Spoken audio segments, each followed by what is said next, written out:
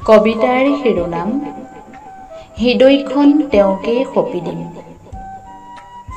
হৃদয়খন মই তেওঁকেই সঁপি দিম, যি মোক বেদনাবোৰ আঁতৰাই দি দেখুৱাব পাৰিব সপোনৰ এক নতুন জগত, য'ত নাথাকিব কোনো ঠগ প্ৰতাৰণা, থাকিব মাথো বিশ্বাস আৰু প্ৰেম।